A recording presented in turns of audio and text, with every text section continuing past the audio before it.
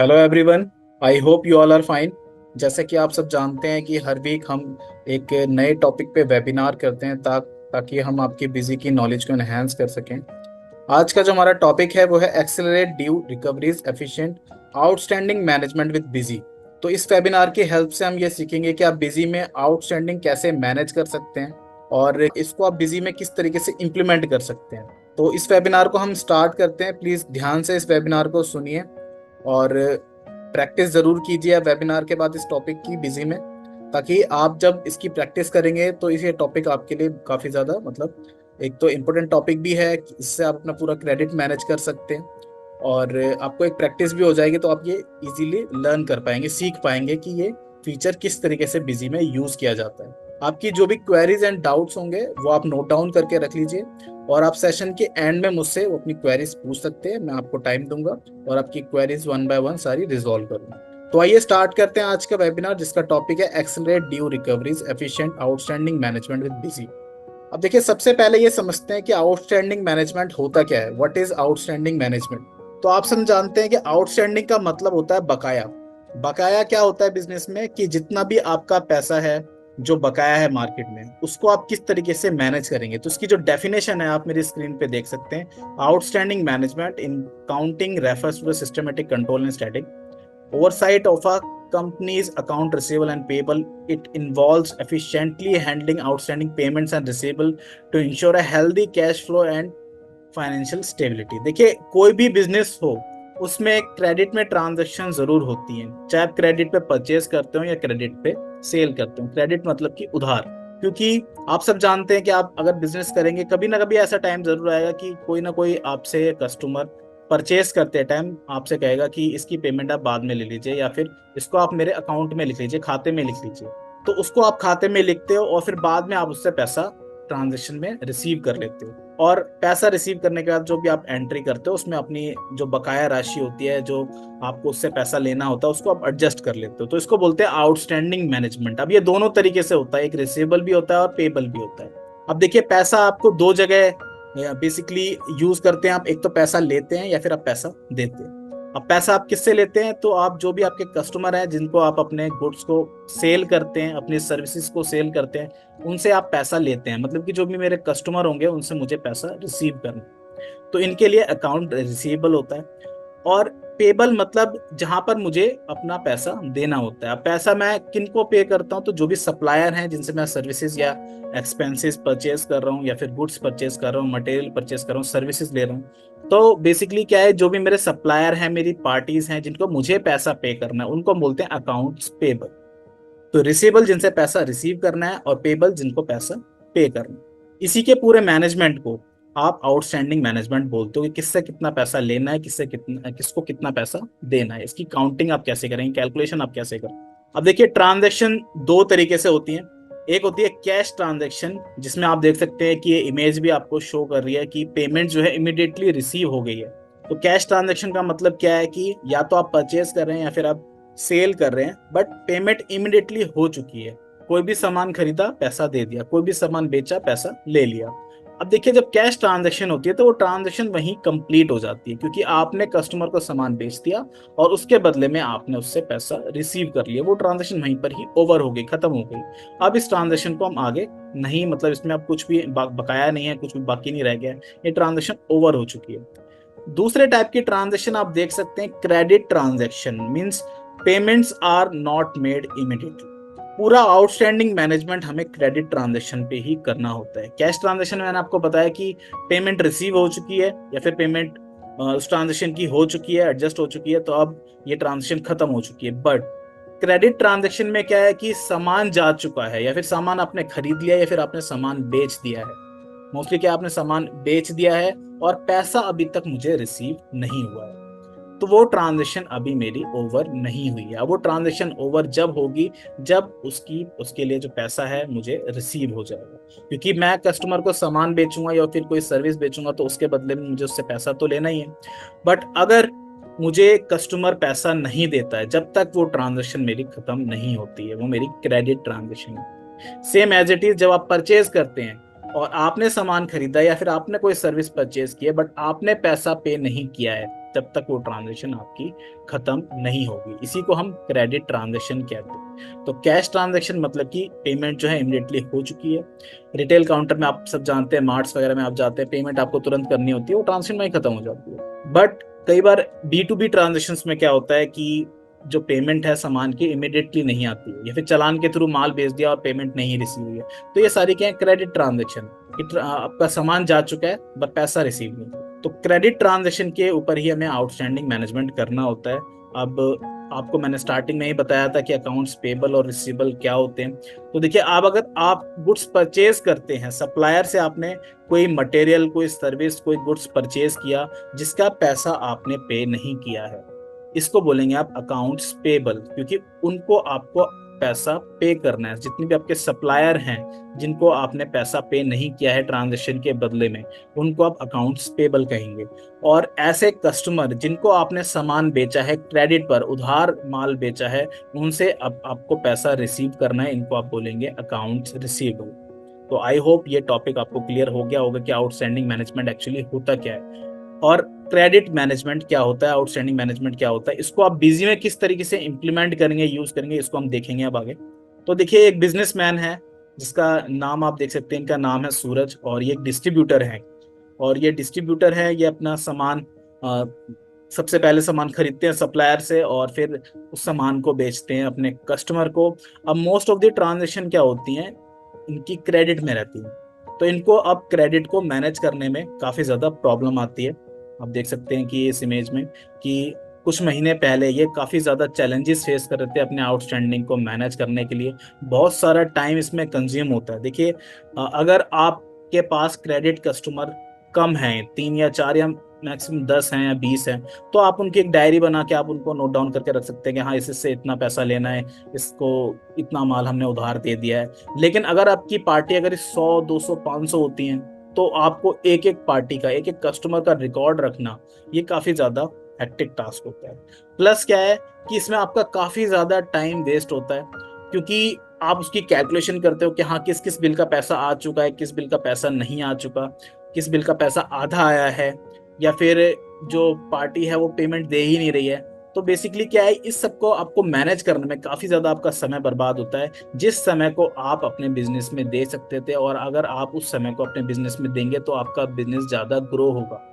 तो बिजी का मानना यह है कि आप अपना मैक्सिमम टाइम अपनी बुक्स को मैनेज करने में ना दें, अपने ऑपरेशंस को मैनेज करने में दें, ताकि आपका बिजनेस ग्रो हो सके। तो ऐसे ही ये सूरज जी हैं, इनको काफी ज्यादा टाइम जो है अपना वेस्ट करना पड़ रहा था आउटस्टैंडिंग मैनेजमेंट में, पेंडिंग बैलेंस की कैलकुलेशन में कुछ महीने पहले। लेकिन अब आप देख सकते हैं कि इनके लिए आउटस्टैंडिंग मैनेजमेंट काफी ज्यादा इजी हो चुका है, और ये इजीली अपना टाइम आप अपने बिजनेस को दे पा रहे हैं, जिससे इनका बिजनेस भी ग्रो हो रहा है। इसका रीजन क्या है, क्योंकि ये बिजी अकाउंटिंग सॉफ्टवेयर यूज कर रहे हैं। आप देख सकते हैं, ये कह रहे हैं because I am using busy accounting software, और इनका बिजनेस जो है वो भी ग्रो हो रहा है, बिजनेस भी इनका स्केल हो रहा है। क्योंकि जो टाइम पहले ये आउटस्टैंडिंग मैनेज करने के लिए देते थे, आउटस्टैंडिंग मैनेजमेंट में देते थे, ये टाइम अब ये अपने बिजनेस ऑपरेशंस में देते हैं, ताकि इनका बिजनेस और ग्रो हो सके। और जो टाइम इनका बचता है, ये अपना टाइम अपनी फैमिली को भी देते हैं फिर। तो देखिए, अगर आपका टाइम काफी ज्यादा बचता है, तभी आप कोई एक्स्ट्रा काम कर सकते हैं अपने बिजनेस में। तो बिजी का मानना यह है कि जितने भी ऐसी चैलेंजेस आते हैं, इनको आप बिजी के थ्रू मैनेज कीजिए, ताकि आपका ज्यादा से ज्यादा समय बच सके, जिस समय को आप अपने एक्चुअल बिजनेस ऑपरेशन में लगा सके। अब देखते हैं कि हमने सूरज जी को क्या सॉल्यूशन प्रोवाइड किया था, जिनसे उनका आउटस्टैंडिंग मैनेजमेंट काफी ज्यादा इजी हो चुका है। और आउटस्टैंडिंग मैनेजमेंट इजी हो गया है और सिंपल हो गया है, किस तरीके से इसको यूज कर पा रहे हैं। तो आइए देखते हैं क्या सॉल्यूशन हमने मिस्टर सूरज को दिया था। सबसे पहले कि सूरज जी को चैलेंजेस क्या क्या फेस करने पड़ रहे थे, तो उसको वन बाय वन देख लेते हैं, और उसका क्या क्या सॉल्यूशन बिजी में अवेलेबल है। तो देखिए, कोई भी बिजनेसमैन है जिसको आउटस्टैंडिंग मैनेज करना है, जिसकी ट्रांजेक्शन उधारी पे होती है, उनको क्या क्या चैलेंजेस फेस करने पड़ते हैं, उन चैलेंजेस को वन बाय वन अब देखते हैं। तो पहला चैलेंज है इसमें, every details of credit parties and customer, how to manage the contact details and credit limit and credit days. अब देखिए, अगर आप किसी को उधार सामान देते हैं या उधार सामान खरीदते हैं, सबसे पहली चीज आती है कि उसका पूरा रिकॉर्ड आपको रखना, कि इसकी कॉन्टैक्ट डिटेल क्या है, एड्रेस डिटेल्स क्या है, या फिर आप जो भी उसकी इंफॉर्मेशंस डिटेल्स को, उसकी ईमेल आईडी, मोबाइल नंबर, इन सबको आपको रिकॉर्ड करके रखना है। तो इसको पूरी आपको रिकॉर्डिंग चाहिए। दूसरा कि इस पार्टी को मैं कितना उधार अलाउ करता हूँ। ऐसा तो नहीं है कि आप उसको उधार देते रहें देते रहें देते रहें और वो पैसा पे नहीं कर रहा है फिर भी आप उसको उधार दे रहे हैं। तो एक क्रेडिट लिमिट आप सेट करेंगे कि हाँ, अगर 1 लाख से ऊपर इसकी क्रेडिट हो जाती है तो अब मैं इसको उधार सामान देना बंद कर दूंगा। तो मैं इस पार्टी को बोल सकता हूँ या इस कस्टमर को बोल सकता हूँ कि पहले आपका 1 लाख की जो मैंने लिमिट बनाई थी उसको आप क्लियर कीजिए और उसके बाद हम आगे का सामान आपको देंगे। जैसे कि आप क्रेडिट कार्ड में भी देखते हैं कि आपकी एक लिमिट होती है, उस लिमिट तक ही आप परचेज कर सकते हैं, उस क्रेडिट कार्ड को स्वाइप कर सकते हैं। ऐसे ही क्रेडिट पार्टीज के लिए, क्रेडिट कस्टमर के लिए आप लिमिट सेट कर सकते हैं कि लिमिट सेट करना काफी जरूरी है। बट अगर आप बिजी यूज नहीं कर रहे हैं तो आप लिमिट सेट नहीं कर सकते और आपको पता ही नहीं लगता कि हाँ, इस पार्टी का कितना उधार हो चुका है। नेक्स्ट चीज आती है, नेक्स्ट चैलेंज आता है इसमें कि क्रेडिट डेज। अब देखिए, ऐसा तो नहीं है कि एक बिल हमने उसको काट दिया और उसकी पेमेंट वो कभी भी दे। हमें उसके संग एक ना एक कम्युनिकेशन करनी होगी कि हाँ, आपको with in 10 days, with in 15 days या फिर विद इन मंथ आपको पेमेंट करनी होगी। तो क्रेडिट कार्ड में भी आपको पता है कि जब आपका बिल बनता है तो 45 डेज के अंदर में आपको पेमेंट करनी होती है।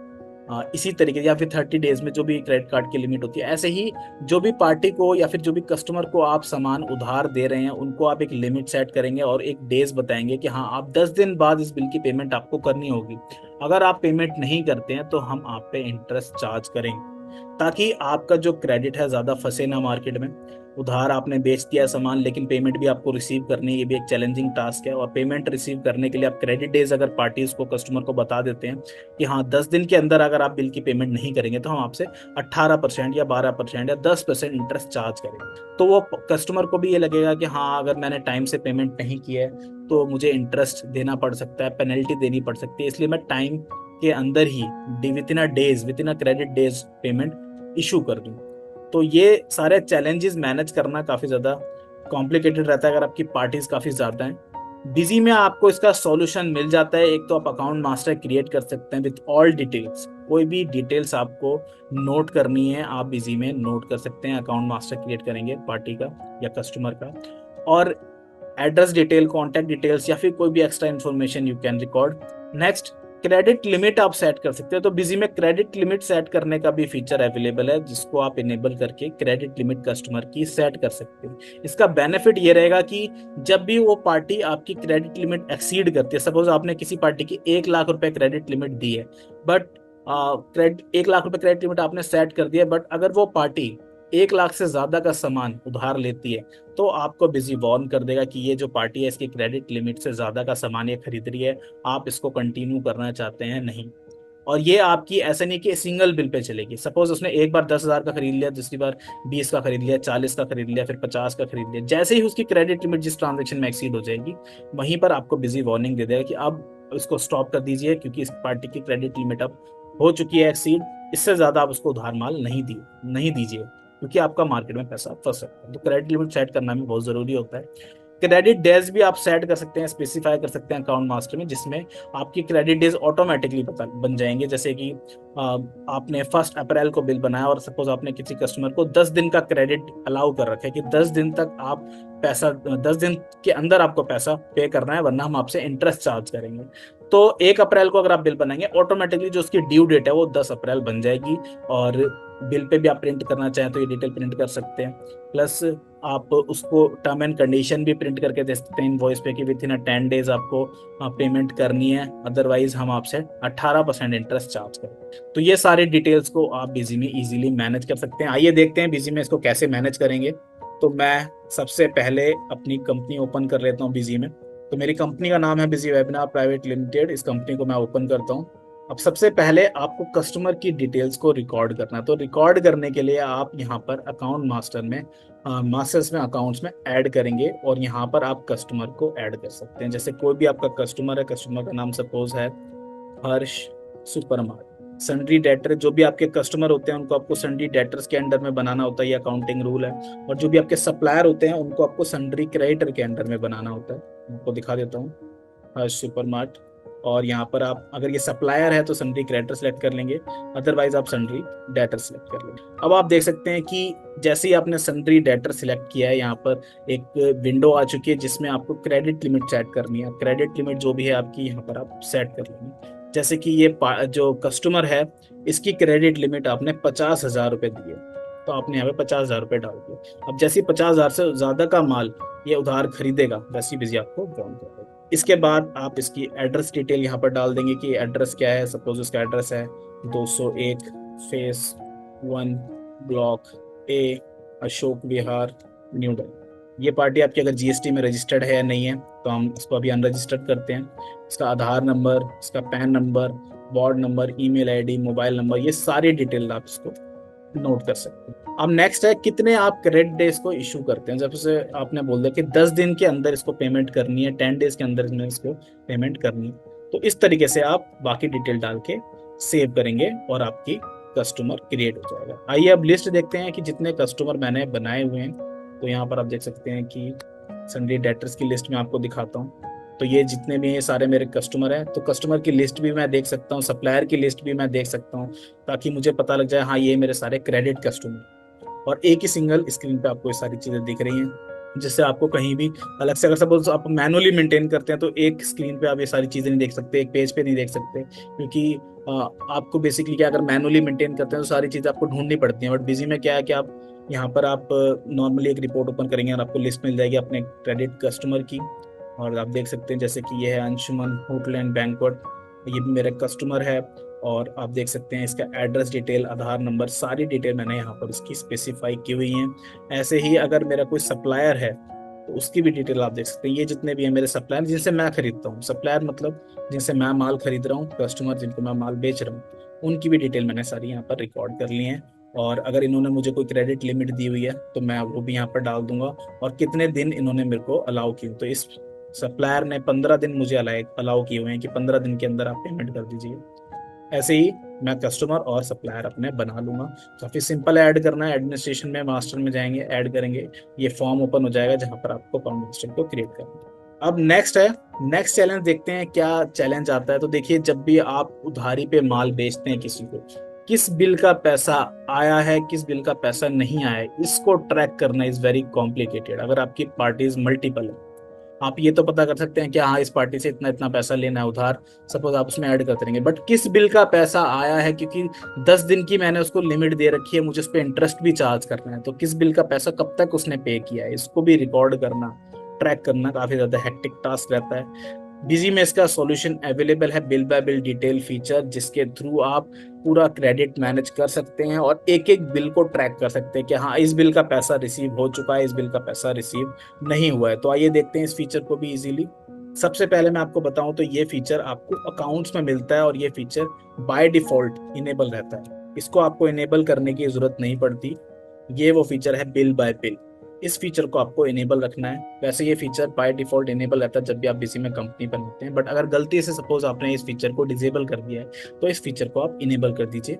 सिंपल आपको स्टेप फॉलो करने हैं। एडमिनिस्ट्रेशन में कॉन्फ़िगरेशन में आप जाएंगे, फीचर्स एंड ऑप्शन पहला ऑप्शन है, एंटर करेंगे और यहाँ पर अकाउंट्स में आप जाएंगे और आपको बिल बाय बिल पहला ही फीचर दिखेगा। ये फीचर बाय डिफॉल्ट इनेबल रहता है, तो गलती से भी इसको डिसेबल मत कर दीजिएगा, इसको इनेबल रखना है आपको। और अगर ये डिसेबल है तो इसको आपको इनेबल कर देना है अगर आपको हर बिल की ट्रैकिंग करनी है तो। नेक्स्ट, अब देखिए, जब आप इस फीचर को इनेबल करते हैं और इनेबल करने के बाद ही आप देख सकते हैं कि यहाँ पर जो अकाउंट मास्टर क्रिएट करते हैं, जब ये ऑप्शन आपको दिखाई देता है maintain bill bye bill balancing, मतलब कि इसको आप पार्टी लेवल पे भी मैनेज करना चाहते हैं, तो आप इनेबल करना चाहते हैं सॉरी, तो कर सकते हैं। मतलब अगर आपने सपोज आपने यहाँ पर मना कर दिया तब भी आपका हर बिल की ट्रैकिंग आप नहीं करते, तो आपको हर बिल की ट्रैकिंग करने के लिए हमने पार्टी लेवल पे भी ऑप्शन प्रोवाइड किया हुआ कि सपोज आपकी सारी पार्टी ऐसी नहीं है कि जिनकी आपको बिल बाय बिल ट्रैकिंग करनी हो, तो उस पार्टी में आप इस ऑप्शन को डिसेबल कर दीजिए, बाकी सब में ये इनेबल रहता है एज डिफॉल्ट।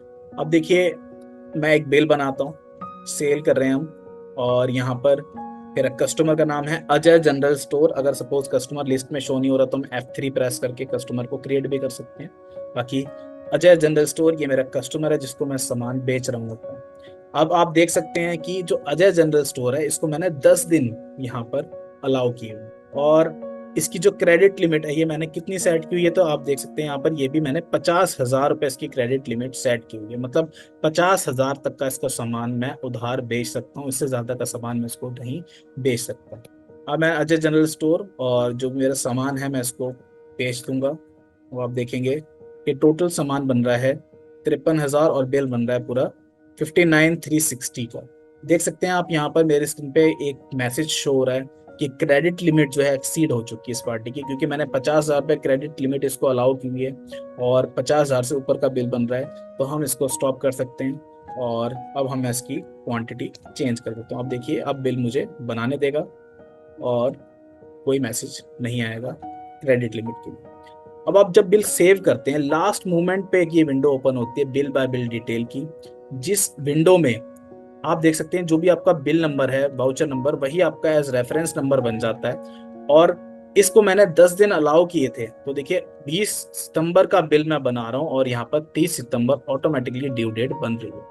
तो आप देख सकते हैं कि यहाँ पर एक रेफरेंस ऑटोमेटिकली बन चुका है इस बिल का कि ये जो बिल है इसकी पेमेंट आपको कब तक रिसीव होगी। तो ये 20 सितंबर का बिल है और इसकी पेमेंट मुझे 30 सितंबर तक रिसीव होनी है। अगर 30 सितंबर के अंदर ये कस्टमर मुझे पैसा पे कर देता है तो मैं इस पे इंटरेस्ट चार्ज नहीं करूंगा, अदरवाइज मैं इस पे इंटरेस्ट चार्ज करूंगा। ओके करते हैं और ये बिल मेरा सेव हो चुका है, यस करेंगे और इस बिल को आप इसको प्रिंट करके भेज देंगे। और टर्म एंड कंडीशन में नीचे आप ये भी डाल सकते हैं, देखिए लिखा भी है सेकंड जो टर्म एंड कंडीशन है कि इंटरेस्ट 18% पर annum will be charge if the payment is not made within the stipulated time. तो बेसिकली आप देख सकते हैं ये टर्म एंड कंडीशन भी आप लगा सकते हैं कि अगर इस पार्टी ने, इस कस्टमर ने पैसा नहीं पे किया, बिल में आप प्रिंट करके दे रहे हैं तो एक तरीके से उसको टर्म एंड कंडीशन भी बता रहे हैं कि अगर आपने with in a days, with in a due days आपने पेमेंट नहीं की मुझे तो हम आप पे इंटरेस्ट चार्ज करेंगे 18%। तो ये टर्म एंड कंडीशन मैंने उसको बता दिया है और 30 सितंबर तक अगर ये पैसा नहीं पे करेगा तो हम इस पे एक्शन अब ले। नेक्स्ट आप देख सकते हैं सपोज 30 सितंबर से पहले ही ये पेमेंट मुझे पे कर देता है, तो मैं यहाँ रिसिप्ट की एंट्री पोस्ट करूंगा, ऐड करेंगे पैसा रिसीव कर रहे हैं। सपोज इसने 25 सितंबर तक ही इसने पेमेंट कर दी है, तो मैं यहाँ पर, अब ये मेरी पार्टी है अजय जनरल स्टोर और यहाँ पर आप देख सकते हैं कि जो रेफरेंस है, जैसे ही आप पार्टी सिलेक्ट करेंगे, मैं आपको दोबारा दिखा देता हूँ इसको, अजय जनरल स्टोर और यहाँ पर एंटर करेंगे, ये विंडो ओपन होगी bill bye bill adjustment of amount, क्योंकि वहां पर रेफरेंस क्रिएट हुआ था, अब यहाँ पर हमें इसे एडजस्ट करनी, एडजस्टमेंट एंटर। अब देखिए कितना पैसा ये पे कर रहा है इस बिल का, आप देख सकते हैं लिस्ट में जितने भी पेंडिंग बिल्स होंगे वो सारे शो हो जाएंगे। पहली बात तो मैं आपको दोबारा दिखाता हूँ, एडजस्टमेंट कर रहे हैं हम इस बिल की और नीचे लिस्ट में जितने भी बिल पेंडिंग होंगे जिनका पैसा इससे मुझे रिसीव करना वो आपके रेफरेंसेस शो हो जाएंगे। मैं एंटर करके सिलेक्ट करूंगा, हाँ इस बिल का पैसा मुझे रिसीव हो रहा है, कितना पैसा रिसीव हो रहा है तो ये भी हम डाल देंगे। सपोज ये पूरा पैसा नहीं देता, 40,000 रुपये देता है तो मैं 40,000 रुपये डाल दूँ। अब ये मुझे चेक दे रहे हैं, चेक नंबर मैं डाल देता हूँ और बैंक आ गया, यहाँ पर मेरी ट्रांजेक्शन सेव हो चुकी है। डिस्प्ले में जाके हम इस बिल को ट्रैक कर सकते हैं कि किस बिल का पैसा आया है, किस बिल का पैसा नहीं आया। एक बिल मैं इसका और बना लेता हूँ, 20 सितंबर को ही दोबारा इसने मुझसे परचेज किया, यहाँ पर भी रेफरेंस बन चुका है। अब मैं इससे पैसा रिसीव कर रहा हूँ, सपोज 26 तारीख को अजय जनरल स्टोर, देख सकते हैं 2 बिल आ चुके हैं, पहले बिल का जो आधा पैसा रह रहा है वो, और दूसरे बिल का पैसा जो, क्योंकि वो तो पूरा ही बिल नया है, तो कब तक इसकी पेमेंट रिसीव होनी है, ड्यू डेट भी आप देख सकते हैं कि 30 सितंबर तक पैसा रिसीव होना है, 30 दिसंबर तक हमने अलाउ किया हुआ है। नीचे आप उसकी डिटेल भी देख रहे हैं कि रेफरेंस नंबर, रेफरेंस डेट क्या थी, 20 सितंबर का ये बिल था और ओरिजिनल अमाउंट क्या थी। अब सपोज इसने इसका पैसा पे कर दिया 26 तारीख को पूरा, और जो दूसरा बिल है उसका इसने आधा पैसा किया, 1,000 रुपये पे किए सपोज, और चेक दे दिया, इसको भी हमने सेव कर लिया। एक और सेल करते हैं 22 तारीख को अजय जनरल स्टोर, और यहाँ पर हमने 100 क्वांटिटी और सेल कर दी है, कम कर लेते हैं, 20 क्वांटिटी सेल की है। अब देखेंगे कि टोटल मैंने 3 ट्रांजेक्शन उसको किए। मैं आपको इसकी लेजर रिपोर्ट दिखाता हूँ, तो लेजर रिपोर्ट की शॉर्टकट की है Alt+L अजय जनरल स्टोर, और आप देख सकते हैं कि 3 मैंने इसको ट्रांजेक्शन की हैं, 3 सेल की हैं और 2 रिसिप्ट इससे ली हैं। टोटल मुझे इससे कितना पैसा लेना है, तो लेजर में क्लोजिंग बैलेंस आप नीचे देख सकते हैं, यहाँ पर शो है 17,338 रुपये मुझे इससे रिसीव करने हैं टोटल लेजर के अकॉर्डिंग। और कितनी ट्रांजेक्शन मेरी हुई है। ये मेरी लेजर रिपोर्ट है जिसमें मैं पूरी इसकी स्टेटमेंट देख सकता हूँ। अब मुझे ये चेक करना है कि किस बिल का पैसा मुझे रिसीव हो चुका है, किस बिल का पैसा मुझे आधा रिसीव हुआ है, किस बिल का पैसा मुझे पूरा रिसीव हो चुका है, या फिर किसी बिल का मुझे पूरा रिसीव, किसी मतलब थोड़ा सा भी रिसीव नहीं हुआ अमाउंट उसका। तो मुझे आउटस्टैंडिंग एनालिसिस में ये सारी रिपोर्ट मिलती हैं। आप देख सकते हैं डिस्प्ले में जाएंगे और यहाँ पर आपको आउटस्टैंडिंग एनालिसिस की बिल्स रिसीवेबल रिपोर्ट मिलेगी, जिसमें आप इसको बिल पे ट्रैक कर सकते हैं कि किस बिल का पैसा आया, किस बिल का पैसा नहीं आया। One account, Ajay general store, और मैं यहाँ पर इसका अभी ऑल बिल देखते हैं। तो आप देख सकते हैं कि 3 बिल हमने बनाए थे, जिसमें पहला बिल है जिसका पूरा पैसा रिसीव हो चुका है। पेंडिंग अमाउंट में आप देखेंगे 0 शो हो रहा है, कुछ भी पैसा बकाया नहीं है। दूसरा बिल आप देखेंगे तो दूसरे बिल में आपको मिलेगा कि इसका कितना पैसा रिसीव हो चुका है। इसकी एडजस्टमेंट के लिए ऑप्शन भी यहाँ पर बाहर दिया हुआ है, इसको इनेबल कर लेंगे, शो बिल एडजस्टमेंट डिटेल्स। अब आप देखिए कि रिसिप्ट की डिटेल भी आएगी, कब कब पैसा रिसीव हुआ। तो आप देखिए कि जो पहला बिल है उसके 2 रिसिप्ट में पैसा आया था, एक बार 40,000 रुपये दिए थे, दूसरी बार 7,040 रुपये दिए थे। तीसरा जो मतलब सेकंड जो बिल है हमारा, उसको आप देख सकते हैं कि जो बिल था वो था 2,464 रुपये का, और जिसमें कितने रुपए रिसीव हुए हैं तो आप देख सकते हैं 1,000 रुपये रिसीव हुए हैं, लास्ट कॉलम में आप देखेंगे। और कितने अभी पेंडिंग है, तो पेंडिंग अमाउंट आप देख सकते हैं कि पेंडिंग है 1,464 रुपये। और जो लास्ट बिल है 15,904 रुपये का, इसमें आप देखेंगे पूरा का पूरा अभी अनक्लियर्ड है, इस बिल का बिल्कुल भी पैसा हमें रिसीव नहीं हुआ। तो पूरी आपको यहाँ पर ट्रैकिंग मिल जाती है, किस बिल का पैसा मिला है, किस बिल का कितना पैसा मिला है, और किस बिल का पैसा नहीं मिला, उसकी पूरी ट्रैकिंग आपको यहाँ पर शो होगी। अभी आप देखेंगे इसकी ड्यू डेट नहीं निकली है, तो इसलिए यहाँ पर -4 और -6 आपको दिखा रहा है बिजी में कि 30 तारीख थी, लेकिन इसने जो रिसिप्ट है वो 25 और 26 को दे दिया, तो इसने 3-4 दिन पहले ही बेसिकली पेमेंट कर दी है। अदरवाइज आपको ये यहाँ पर ड्यू डेज भी बता रहा होता है कि इतने दिन एक्स्ट्रा हो चुके हैं बट इसने पेमेंट नहीं किया।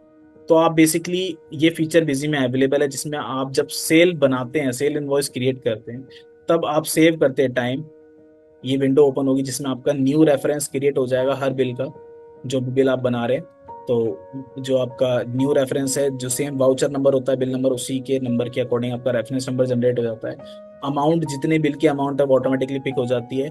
और आप यहाँ पर देख सकते हैं कि ड्यू डेट भी यहाँ पर बन के आ चुकी है।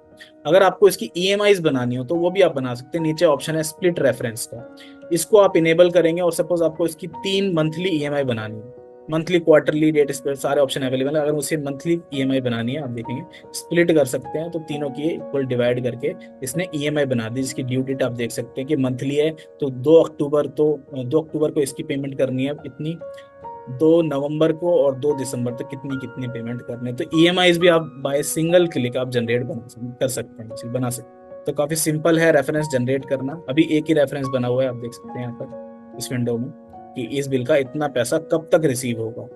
और इस रेफरेंस को आप जब भी आप पैसा रिसीव करेंगे, ये रिसिप्ट एंट्री है, जब भी आप पैसा रिसीव करेंगे तो यहाँ पर अमाउंट के बाद ये विंडो ओपन होगी जहां पर आपको रिसीव करना है पैसा, और किस बिल का कितना पैसा मिल रहा है उसको आप यहाँ पर एडजस्ट कर सकते हैं। तो जब बिल बनाएंगे तो न्यू रेफरेंस बनाएंगे, और जब आप रिसिप्ट करेंगे तो आप उसको एडजस्ट कर लेंगे, और रिपोर्ट आपको बिल्स रिसीवेबल की मिल जाएगी जहां पर आप हर बिल को ट्रैक कर सकते हैं। नेक्स्ट चैलेंज आता है कि पेमेंट रिमाइंडर। देखिए, कस्टमर की ड्यू डेट आ जाती है कि हाँ इस तारीख तक उसको पैसा पे करना है, लेकिन आपको बेसिकली सबसे पहले ये आइडेंटिफाई करना है किस किस बिल की ड्यू डेट आ चुकी है। तो मैं आपको बिल्स रिसीवेबल की रिपोर्ट आपको दिखाता हूँ। सबसे पहले इस चैलेंज को समझ लेते हैं कि कौन कौन से ऐसे कस्टमर हैं जिन्होंने ड्यू डेट आ चुकी है बट पेमेंट मुझे नहीं पे की है। ये एक चैलेंज रहता है, और उसको मुझे पेमेंट रिमाइंडर सेंड करना है, एक रिमाइंडर भेजना है कि आपकी ड्यू डेट आ चुकी है, इसका आप पैसा भेज दीजिए, अदरवाइज हम आपसे इंटरेस्ट चार्ज करेंगे। ये उसको एक मैसेज हम भेज देते हैं ताकि आपकी जो पेमेंट है जल्दी रिकवर हो सके। तो इसका भी सॉल्यूशन बिजी में अवेलेबल है, सेंड पेमेंट रिमाइंडर।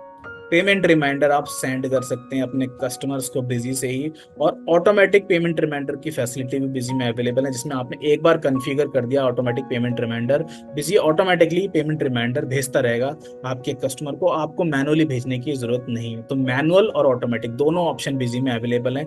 आइए वन बाय वन इनको समझते हैं कि पेमेंट रिमाइंडर आपको कैसे सेंड करना है अपने कस्टमर को जिनका बेसिकली ड्यू डेट आ चुकी है बट उन्होंने पैसा पे नहीं किया है हमको। अब देखिए, सबसे पहले मैं आपको दिखाता हूँ अपने जितने भी कस्टमर हैं, जैसे बिल्स रिसीवेबल में जाएंगे हम, और यहाँ पर ऑल अकाउंट्स में ये विंडो ओपन होगी, ऑल अकाउंट्स आपको सिलेक्ट करना है, जितने टोटल आपके कस्टमर हैं बिल वाइज हम देख लेते हैं किस किस का पैसा हमें रिसीव करना है, किस किस की ड्यू डेट आ चुकी है। तो यहाँ पर आप देख सकते हैं कि हमें टाइप ऑफ एंट्री इस रिपोर्ट में भी कंसीडर करनी है कि सिर्फ हमें ड्यू बिल्स देखने हैं, किस किस का पैसा हमें रिसीव करना है, ड्यू डेट आ चुकी है उसकी।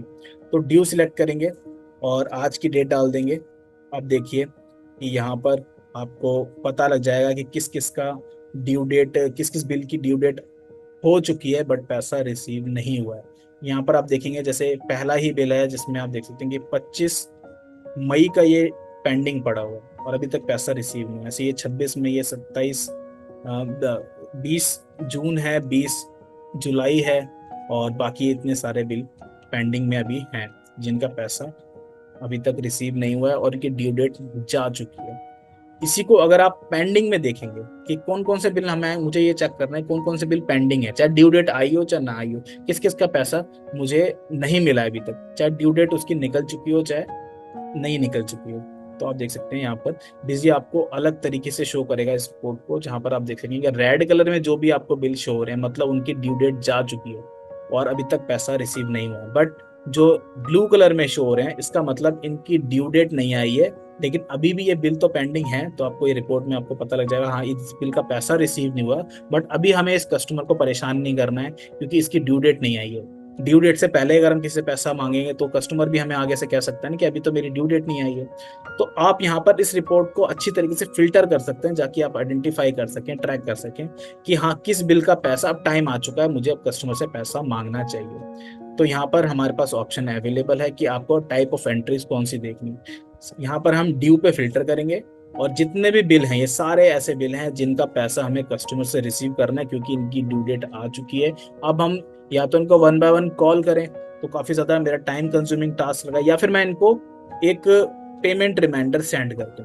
तो पेमेंट रिमाइंडर सेंड करने के लिए हमारे पास दो तरीके से ऑप्शन अवेलेबल है, एक तो मैनुअल एक ऑटोमेटिक। अगर आपको मैनुअल सेंड करना है तो आप यहाँ पर प्रिंट ईमेल एसएमएस में जाएंगे और आउटस्टैंडिंग एनालिसिस में जाएंगे। यहाँ पर पेमेंट रिमाइंडर लास्ट ऑप्शन आपको दिखेगा जहां पर आप क्लिक करके पेमेंट रिमाइंडर सेंड कर सकते हैं अपने कस्टमर को, एंटर करेंगे और यहाँ पर आप देख सकते हैं कि आपको पेमेंट रिमाइंडर कौन सा भेजना है, बैलेंस ओनली, पेंडिंग बिल्स और ड्यू बिल्स। बैलेंस ओनली का मतलब है कि कितना अमाउंट उससे रिसीव करना है, सिर्फ उसको आप अमाउंट बता रहे हैं, किसी बिल की डिटेल नहीं बता रहे हैं कि किस बिल का पैसा पेंडिंग है। पेंडिंग बिल का मतलब है कि जितने भी पेंडिंग बिल्स हैं चाहे उनकी ड्यू डेट आ चुकी है या नहीं आई है उनको आप भेज देंगे कि हाँ आपका इतना पैसा अभी रह रहा है। और ड्यू बिल्स का मतलब ये है कि हाँ ड्यू डेट आ चुकी है, अब आप इसका पैसा भेज दीजिए, अदरवाइज हम आप पे इंटरेस्ट चार्ज करेंगे। तो ड्यू बिल्स पे एंटर करते हैं, किस पार्टी को हमें भेजना है, तो ऑल पार्टीज को भेजना है या फिर एक ग्रुप सिलेक्ट करना है, ग्रुप पे भी आप सिलेक्ट कर सकते हैं या फिर ऑल पार्टी सिलेक्ट कर सकते हैं। तो फिल्टर का ऑप्शन बिजी में अवेलेबल है। फॉर्मेट कन्फिगरेबल रहता है, पेमेंट रिमाइंडर को जो भी आपको लेटर भेजना है उसको वो आप क्या भेजना चाहते हैं, क्या टेक्स्ट भेजना चाहते हैं, ये कन्फिगरेबल है, बिजी में आप कन्फिगर कर सकते हैं, बहुत ही सिंपल है। और अभी हम स्टैंडर्ड फॉर्मेट ही लेते हैं और आप देखेंगे, मैं पहले आपको प्रीव्यू दिखाता हूँ।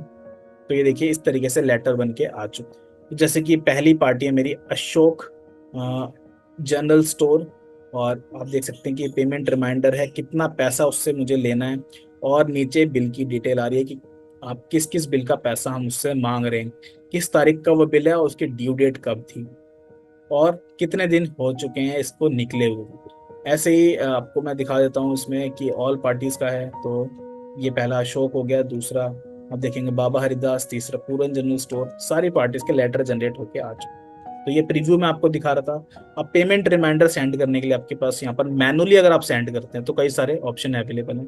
जैसे अगर आप प्रिंट करना चाहते हैं तो प्रिंट करके एक एक लेटर आप उसको इशू कर सकते हैं, कुरियर करना चाहें मतलब तो आप कुरियर कर सकते हैं। अगर आपको ईमेल करना है तो आप यहाँ से ईमेल कर सकते हैं। ईमेल करने के लिए आप ईमेल पे क्लिक करेंगे और जो ईमेल आईडी है वो पार्टीज में एंटर होनी चाहिए और ईमेल आईडी पार्टी में एंटर होंगी और आप यहाँ से बस सेंड कर देंगे, पेमेंट रिमाइंडर उनको चले जाए।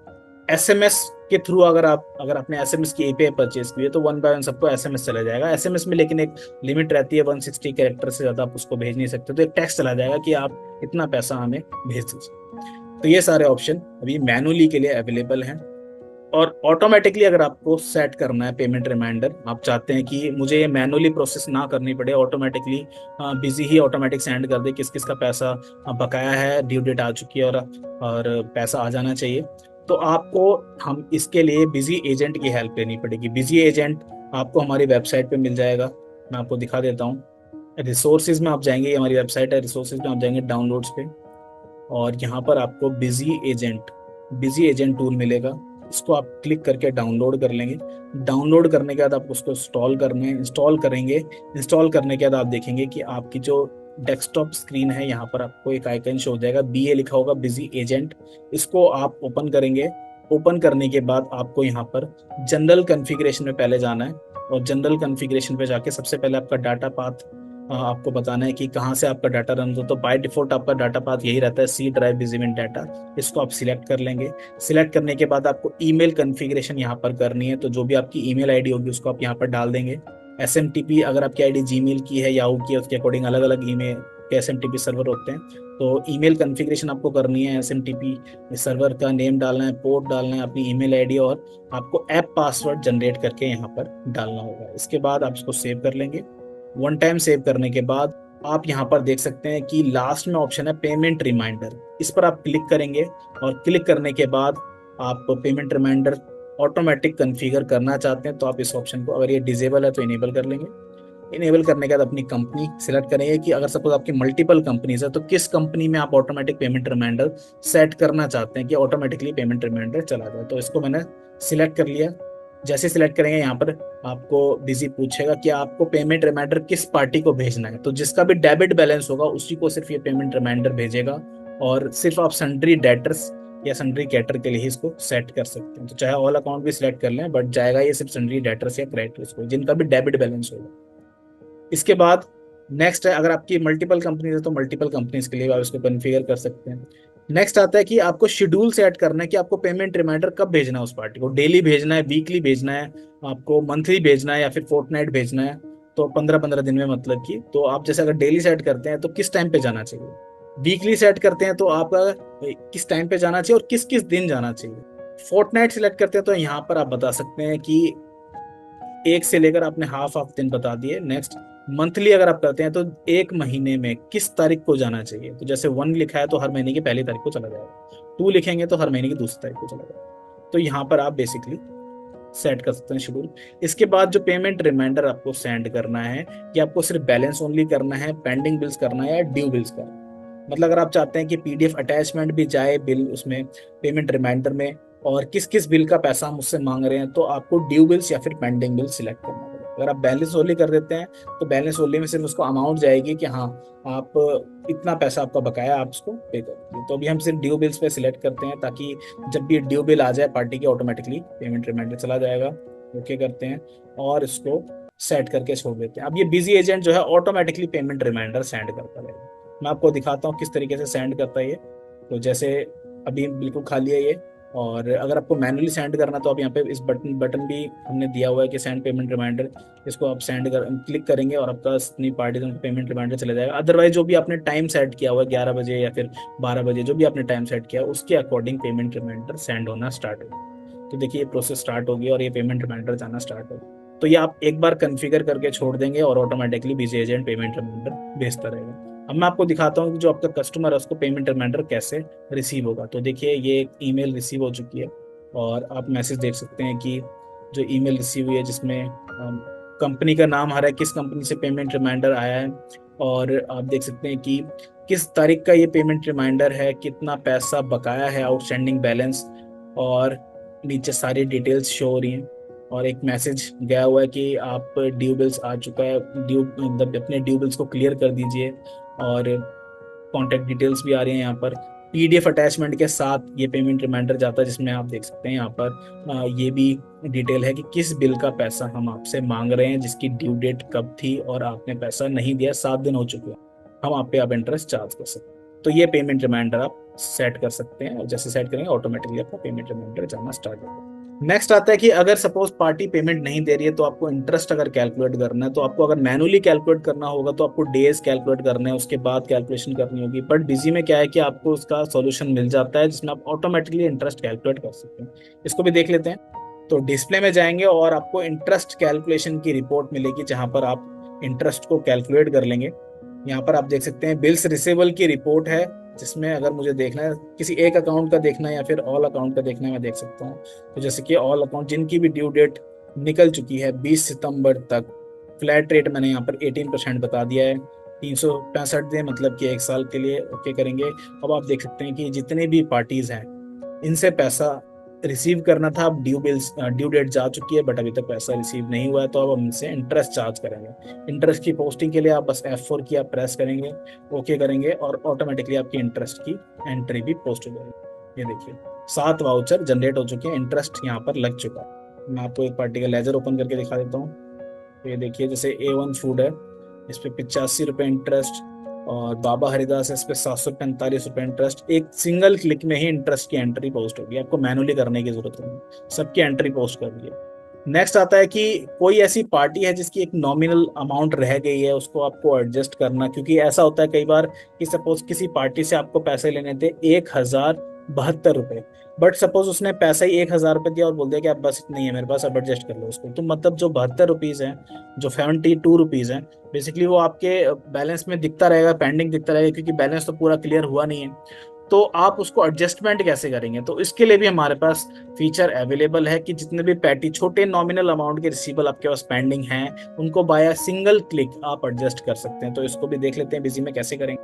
तो जैसे कि एक पार्टी ले लेते हैं, आउटस्टैंडिंग एनालिसिस, एक पार्टी ले लेते हैं आजा जनरल स्टोर, इससे इसका पैसा, तो दूसरी पार्टी ले लेते हैं क्योंकि इसके हमने बिल बाद में बनाए हैं, बाबा हरिदास।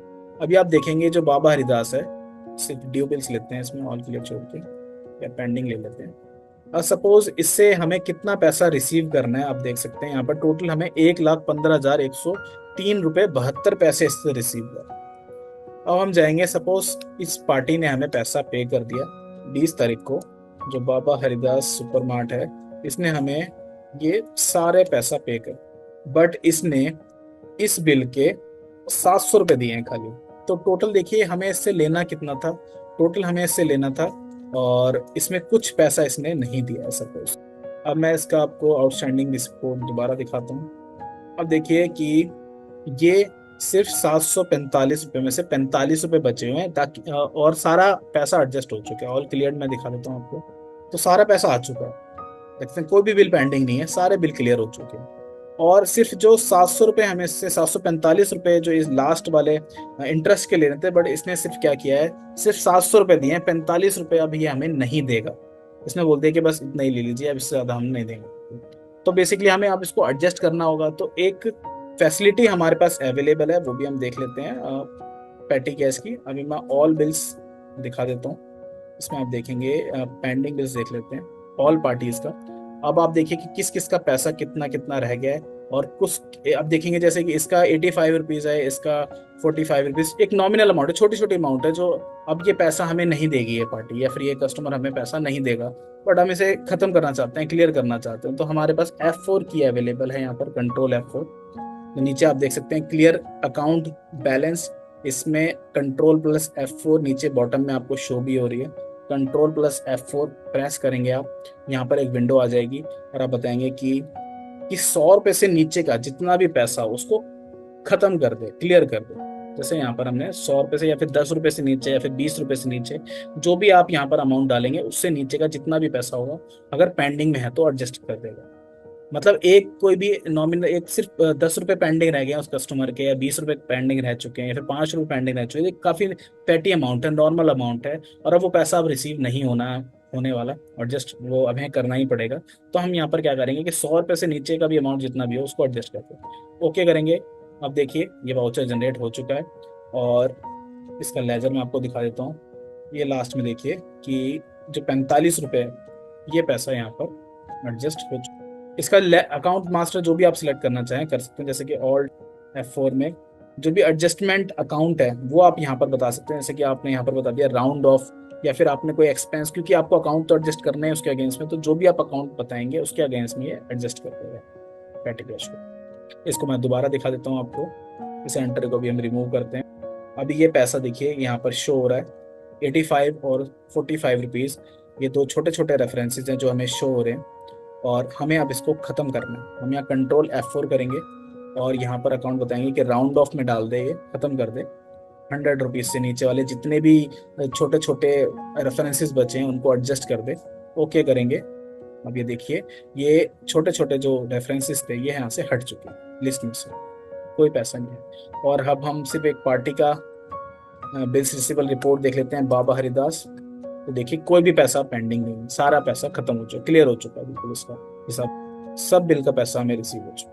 तो जो छोटा 45 रुपये वाला था वो भी एडजस्ट हमने कर दिया। एडजस्ट कैसे किया है तो इसका लेजर मैं आपको दिखा देता हूँ।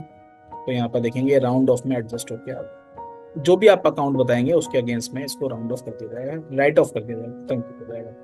तो आइए अब कुछ इंपॉर्टेंट रिपोर्ट्स देख लेते हैं जिससे आप आउटस्टैंडिंग मैनेजमेंट इजीली कर सकते हैं।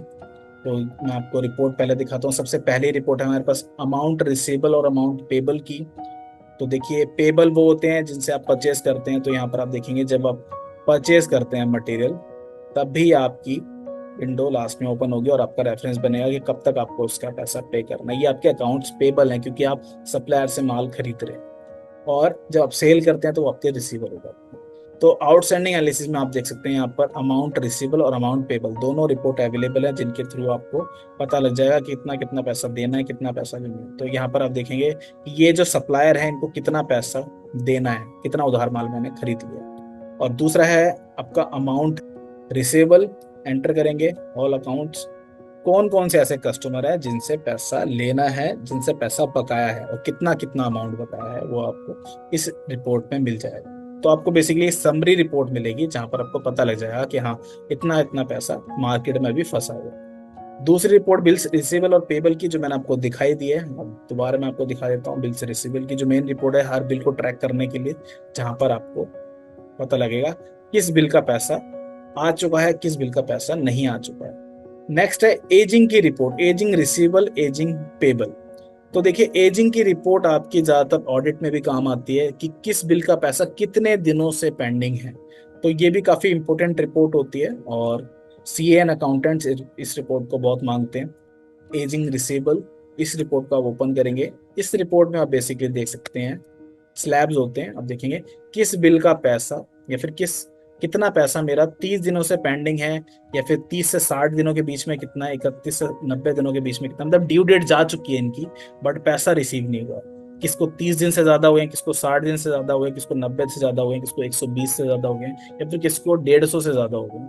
तो यहाँ पर आप देखते हैं ये एक पार्टी है सिंगला फूड्स एंड स्वीट्स, जिसने पैसा पे नहीं किया है। टोटल कितना पैसा इसका है 5,73,000 हमें इससे लेना है पैसा। और जो भी आप देखेंगे 1,83,000 है वो 30 दिन का रखना है, मतलब ड्यू डेट निकले हुए भी 30 दिन हुए हैं। बाकी 30 से 31 दिन के बीच में कौन से अमाउंट फंसा हुआ है, और बाकी सारा अमाउंट भी आप देख सकते हैं। और ये जो स्लैब रहते हैं ये भी कन्फिगरेबल रहते हैं, डेज के आपको कन्फिगर कर सकते हैं। नेक्स्ट रिपोर्ट होती है बिल समरी। तो यहाँ पर आप देखेंगे कि बिल समरी रिपोर्ट है। एंटर करेंगे और आप यहाँ पर समरी देख सकते हैं बिल की। देखिए जो भी पार्टीज हैं आपकी वो यहाँ पे जो भी आपके कस्टमर है वो शो हो रहे हैं, और कितना बिल्स रिसीवेबल है, कितना बिल्स पेबल है। आप देख सकते हैं किसके पैसा कितना लेना है, कितना पैसा अब नेट बिल हुआ है, कितना लेजर का अमाउंट है। तो ये सारी रिपोर्ट बेसिकली एक सिंगल विंडो में आप ये सारी चीज़ें आपको मिल देंगी कि लेजर का बैलेंस कितना है, नेट बिल कितना हुआ है इसको, और कितना पैसा रिसीवेबल में पड़ा हुआ है, कितना पैसा इससे मिले। नेक्स्ट आती है बिल वाइज स्टेटमेंट। तो बिल वाइज स्टेटमेंट में आप जाकर किसी भी पार्टी को सर्च करके आप देख सकते हैं ये किस बिल का पैसा रिसीव हुआ है, किस बिल का पैसा रिसीव नहीं हुआ है। तो एक तरीके से समरी रिपोर्ट हो जाएगी, स्टेटमेंट हो जाएगी बिल वाइज। नेक्स्ट आती है बिल रेफरेंस डिटेल। सपोज आपको किसी पर्टिकुलर रेफरेंस की डिटेल देखनी है, जैसे कि यहाँ पर हमने जो लास्ट बिल बनाया है इस बिल को कॉपी कर लेते हैं और बिल रेफरेंस डिटेल एंटर करेंगे, यहाँ पर इसको पेस्ट कर लेंगे या फिर टाइप कर लेंगे। तो जैसे कि है BWPL/34। और देखिए ये बिल रेफरेंस है, इसकी डिटेल आ रही है, कब सेल हुई थी इस रेफरेंस की और कब एडजस्टमेंट। तो पर्टिकुलर बिल रेफरेंस की डिटेल भी आपको दी जाएगी। लास्ट रिपोर्ट है इसमें ऑन अकाउंट एंट्रीज, जहां पर आपको पता लगेगा अगर सपोज आपने किसी बिल का रेफरेंस नहीं बनाया, तो एक बिल का रेफरेंस मैं हटा देता हूँ अभी ताकि आपको पता लग जाए। जैसे इस बिल का रेफरेंस सपोज नहीं बनाया, आप देख सकते हैं कि जो रेफरेंस की विंडो है वो पूरी खाली पड़ी है, खाली है, कोई रेफरेंस नहीं बनाया, बनाना था बट नहीं बनाया हमने, तो ये आपका ऑन अकाउंट में चला जाएगा। देख सकते हैं ये अभी पैसा आ रहा है जिसका रेफरेंस नहीं बना, बिल नंबर आ रहा है बट इसका रेफरेंस नहीं, देखेंगे आप, तो ये ऑन अकाउंट में चला गया है क्योंकि इसका कोई रेफरेंस नहीं बना। ये आपकी बिल बाय बिल की रिपोर्ट में, बिल रिसीवेबल की रिपोर्ट में नहीं जाएगी ये ट्रांजेक्शन, ये आपके ऑन अकाउंट में चली जाएगी, ऑन अकाउंट की रिपोर्ट में चली। तो ये है इंपॉर्टेंट रिपोर्ट्स जिनको देख के आप अपने आउटस्टैंडिंग को मैनेज कर सकते हैं, अपनी बिल को ट्रैक कर सकते हैं, अपना रिसीवेबल और पेबल देख सकते हैं, किस बिल से, किस पार्टी से कितना पैसा लेना है, किस पार्टी को कितना पैसा देना है। इंटरेस्ट कैलकुलेशन की मैंने आपको रिपोर्ट दिखाई जिसमें आप इंटरेस्ट कैलकुलेट कर सकते हैं। तो ये था बेसिकली आज का टॉपिक जिसमें मैंने आपको बताया किस तरीके से आप आउटस्टैंडिंग मैनेज करेंगे।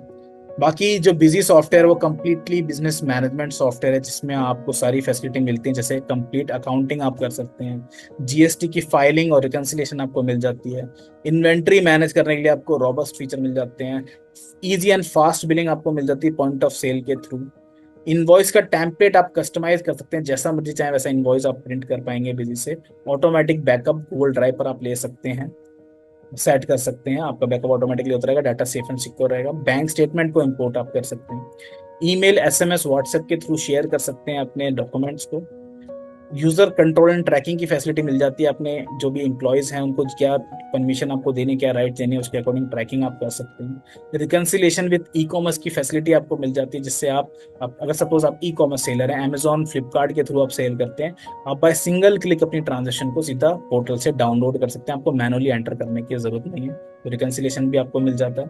बिजी ऑनलाइन की फैसिलिटी है जिसमें आप डाटा अपना क्लाउड पर स्टोर कर सकते हैं, और आपका बेसिकली बिजी मोबाइल ऐप जिसके थ्रू आप मोबाइल पर भी अपने बिजी को ऑपरेट कर सकते हैं। फर्दर क्वेरीज के लिए आप हमारे हेल्प डेस्क को कांटेक्ट कर सकते हैं जिसकी डिटेल आपको मेरी स्क्रीन पे शो रही है, 5 टाइम 82 आप डायल करेंगे, ईमेल आईडी support@busy.in, 24/7 ये ओपन रहता है, कभी भी आप हमें कांटेक्ट कर सकते हैं, किसी भी टॉपिक में आपको कोई इशू हो, किसी बिजी में कोई भी प्रॉब्लम आपको फेस करने हो तो कभी भी कांटेक्ट कर सकते हैं। तो थैंक यू वेरी मच, ये था आज का वेबिनार जिसमें मैंने आपको बताया कि आउटस्टैंडिंग आप कैसे मैनेज करेंगे बिजी में, काफ़ी सिंपली स्टेप्स हैं जिनको फॉलो अप कर सकते हैं और अपना आउटस्टैंडिंग मैनेज कर सकते हैं। नेक्स्ट वीक हम किसी नए टॉपिक पे मिलेंगे और आपको उसकी भी ट्रेनिंग प्रोवाइड करेंगे। Thank you very much.